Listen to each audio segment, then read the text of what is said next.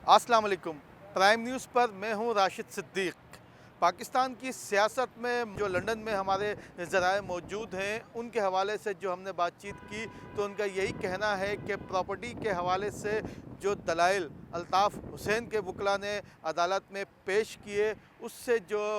Jury थी वहाँ की, वो बड़ी मुतमईन दिखाई देती है। जबकि इसके मुकाबले में एमक्यूएम पाकिस्तान के जो वकला थे, यानी कि अमीनुल हक की जानिब से जो केस किया गया था, जिन लोगों ने वहाँ पर उसके दलाइल दिए, जरह की, उनके दलाइल को इतना जो है वो मौसर नहीं माना गया। तो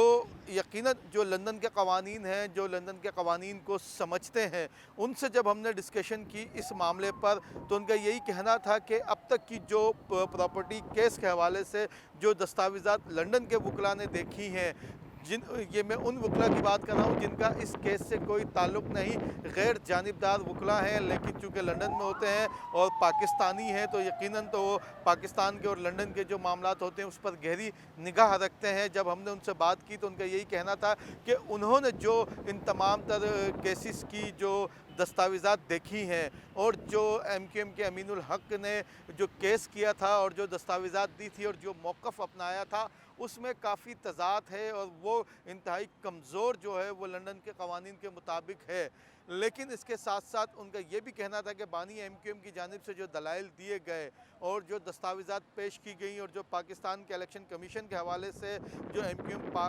की जो रजिस्ट्रेशन है और एमक्यूएम पाकिस्तान की जो रजिस्ट्रेशन है, उसकी जो दस्तावेज़ात दी गई, उसको जो है वो लंदन के कवानीन में ख़ासी अहमियत है। अगर इन दोनों चीज़ों को, जो दस्तावेज़ात को ही अगर मवाजना किया जाए दोनों के केसेस के हवाले से, तो बानी एमक्यूएम का पलड़ा जो है वो काफ़ी भारी महसूस होता है। जबकि सबसे बड़ा अहम तरीन सवाल जो हमने गुज़िश्ता स्टोरीज़ में भी उठाया था कि एमक्यूएम पाकिस्तान को अपने ही जो है वो सवालात के जवाबात देना होंगे कि इन प्रॉपर्टीज़ के लिए लंदन रकम जो मुंतकिल की गई, वो किस कवानीन के तहत की गई, आया वो मनी लॉन्ड्रिंग के उसमें ज़मरे में आते हैं या नहीं। ये एक मामला एक इस केस के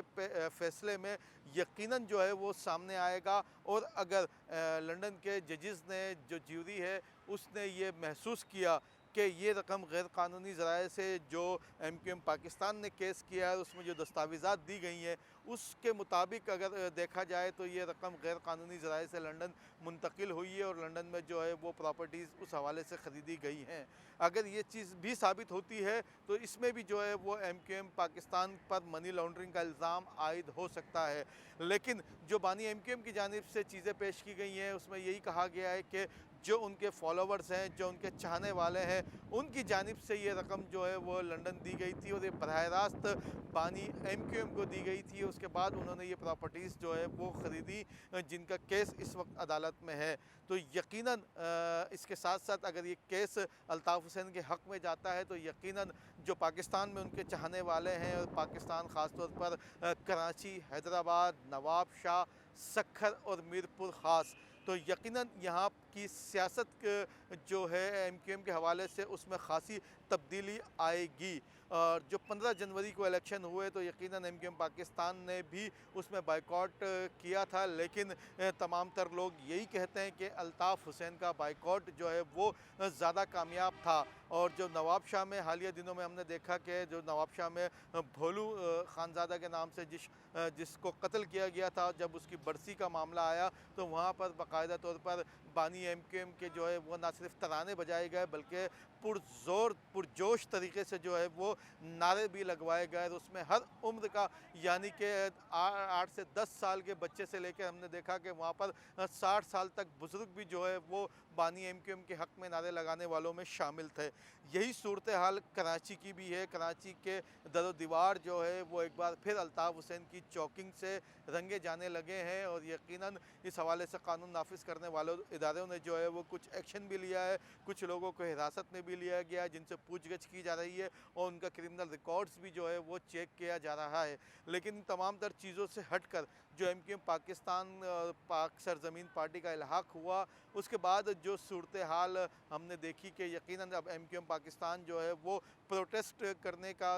इरादा रखती है। तमाम तर जो शहरी हल्का बंदी हैं, जो उनके मुतालबात हैं, उनको लेकर के वो प्रोटेस्ट करने का इरादा रखती है। और इस हवाले से उनकी जानिब से तैयारियाँ भी जो है वो शुरू कर दी गई हैं। अनीस कायम खानी, मुस्तफ़ा कमाल, डॉक्टर फ़ारूक सत्तार की वापसी हुई है। लेकिन इन तमाम तर शख्सियात पर हम आज भी ये कहेंगे कि अल्ताफ़ हुसैन की शख्सियत जो है वो बड़ी है, और ये तमाम लोग भी मिलकर जो है वो अल्ताफ़ हुसैन की सियासत का मुकाबला नहीं कर सकेंगे, मुश्किलात होंगी। हम ये तो नहीं कह सकते कि अल्ताफ़ हुसैन की सियासत का मुकाबला करना नामुमकिन है, लेकिन मुश्किल इन हालात में ज़रूर है, क्योंकि अब भी हमने जितने भी ज़िमनी इलेक्शन हुए हैं, कराची का इलाका, नॉर्थ कराची हो, लियाकताबाद हो, फेडरल बी एरिया हो, लांडी कोरंगी हो, बंस रोड हो, गार्डन हो, शू मार्केट हो, पाक कॉलोनी हो, औरंगी टाउन हो, बल्दिया टाउन हो, इन तमाम तर इलाक़ों में अब भी बानी MQM का सिक्का जो है वो ना सिर्फ चलता है बल्कि उनका डंका बजता है। लोग उनके साथ ही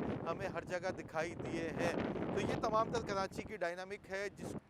लंदन की जो प्रॉपर्टी का केस है उसका जो फ़ैसला आएगा, तो अगर वो बानी MQM के हक़ में आया तो यकीनन कराची में भी इसका जश्न जो है वो मनाया जाएगा, जिसकी तैयारियां जो अल्ताफ़ हुसैन के चाहने वाले हैं उनकी जानिब से कर ली गई हैं। तो एक बड़ा एडवेंचर जो है वो हमें आने वाले वक्तों में दिखता है कि बानी MQM की सियासत का महवर जो है वो लंदन की प्रॉपर्टी का केस है, और उसके बाद अगर वो केस का फ़ैसला उनके हक़ में आता है तो यकीनन कराची की सियासत में एक बड़ी तब्दीली रोनुमा होगी, और वो उनके चाहने वाले जो खामोश थे और जिनका जोश जो है वो थोड़ा सा ठंडा हुआ था, वो जोश उनका एक बार फिर जो है वो ना सिर्फ गर्म होगा बल्कि एक नई ताकत के साथ हम देखेंगे कि कराची में उनके चाहने वाले सामने आते हैं। उसमें ख़वातीन भी होंगे, उसमें बच्चे भी होंगे, उसमें नौजवान भी होंगे, और उसमें जो है वो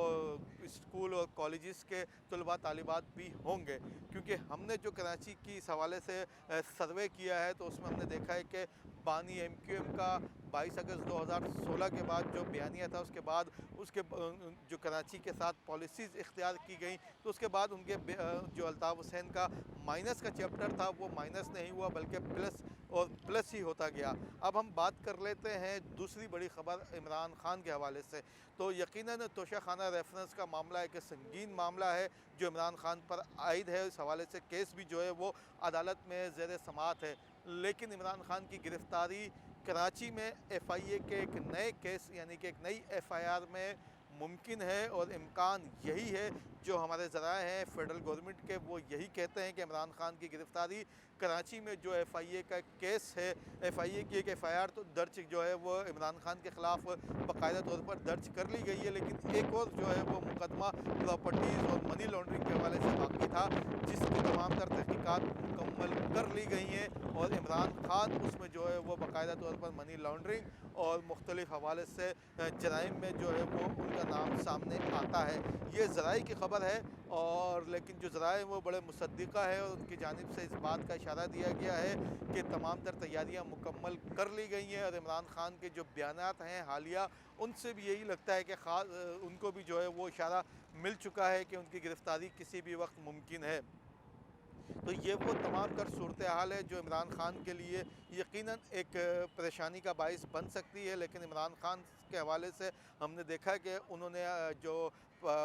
PDM की तहरीक एतमाद थी, उसके बाद वो बड़े पुरजोश और बड़े अच्छे तरीके से जो है वो उन्होंने न सिर्फ अपने कार्ड्स खेले बल्कि आवाम में उनकी मकबूलियत पहले से ज़्यादा सामने आई। अब देखना ये है कि हालिया दिनों में जब उनके ख़िलाफ़ संगीन इल्ज़ामात आयद किए गए तोशाखाना के, उनकी ज़ाती ज़िंदगी के हवाले से, और फिर उनके साथियों पर जो करप्शन के इल्ज़ामात आयद हुए, तो उन तमाम तर चीज़ों को देखने के बाद यही लगता है कि अब इमरान खान का असल इम्तिहान शुरू हुआ है। और ख़ास तौर पर जो परवेज़ लाई हैं साबिक़ वज़ीर आला पंजाब, उनकी जानिब से जो फवाद चौधरी की गिरफ़्तारी के बाद बयान सामने आया कि इमरान खान को इनसे दूर रहना चाहिए था, इनके मशवरों पर अमल नहीं करना चाहिए था। इसी तरह से जो है वो गवर्नर सिंध कामरान टिसोरी ने भी तकरीबन 3 माह कबल कराची में एक तकरीब में कहा था कि फवाद चौधरी से इमरान खान को कम से कम 3 माह तक जो है वो दूर रहना चाहिए। और कामरान टिसोरी ने गुज़िश्ता रोज़ एक और बड़ी बात कही कि इमरान खान को 40 दिन के चिल्ले पर जो है वो चले जाना चाहिए। तो यकीनन ये 40 दिन का चिल्ला और 40 दिन की गिरफ़्तारी भी जो है वो हो सकती है। तो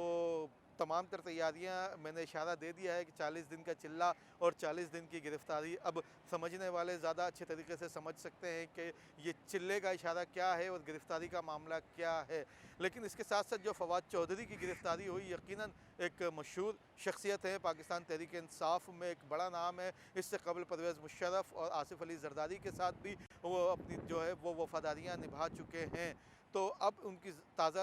वफ़ादारी जो है वो इमरान ख़ान के साथ है। गिरफ़्तारी के बाद यकीनन उनसे पूछगछ की गई और मुख्तलिफ़ सवालात किए गए। उन सवालात की फ़हरिस्त मुझे भी इल्म है कि किस तरीके से उनसे सवालात किए गए। लेकिन उन सवालात से हटकर अब देखना ये है कि फ़वाद चौधरी अपने स्टैंड पर किस हद तक कायम रह सकते हैं। तो यकीनन उनकी कुछ वीडियोज़ भी हैं, उनके कुछ बयानात भी हैं जो सामने आ सकते हैं। तो उन बयानात, उन वीडियो के हवाले से मैं सिर्फ इतना ही कहूँगा कि इंतज़ार कीजिए। इंतज़ार जो है वो ज़्यादा अच्छा होता है और पाकिस्तान की सियासत में इंतज़ार ही सबसे अच्छी चीज़ होती है। और इंतज़ार के वक्त और इंतज़ार के बाद जो स्ट्रोक खेला जाता है वो यकीनन ज़्यादा मौसर साबित होता है, वो जीत में अहम किरदार अदा करता है। तो यकीनन फ़वाद चौधरी के बयानात और उनकी वीडियोज़ का भी इंतज़ार जो है वो इमरान ख़ान को भी करना चाहिए और फ़वाद चौधरी के चाहने वालों को भी। लेकिन इसके साथ-साथ परवेज़ इलाही का बयान जो है वो लाज़मी सामने रखना चाहिए और इमरान ख़ान को इस चीज़ को जो है वो मद्देनज़र रखना चाहिए कि उनके करीब जो लोग हैं वो उनको किस किस्म के मशवरे देने में लगे हुए हैं और क्या वो उनको मुकम्मल अंधेरे की तरफ लेकर जाना चाहते हैं या रोशनी उनको दिखाई देती है जो वो इन करीब तरीन लोगों के मशवरों पर जो है वो अमल करते हैं। ये तो आने वाला वक्त ही बताएगा कि इमरान ख़ान के लिए रोशनी की किरण कोई बाकी है या नहीं। लेकिन जो सियासी माहौल है उसमें लगता है यही है कि इमरान ख़ान जो है वो पाकिस्तानी सियासत में अब उनके माइनस होने का वक्त करीब तरीन है और उनकी गिरफ़्तारी भी जो है वो करीब तरीन है। तो आने वाला वक्त बताएगा कि इमरान ख़ान इन तमाम तर चीज़ों से किस तरीके से जो है वो निमटते हैं और अपनी सियासत को आगे लेकर चलते हैं। अब तक के लिए इतना ही। चैनल को लाइक और सब्सक्राइब लाज़मी कीजिएगा। अल्लाह हाफ़िज़।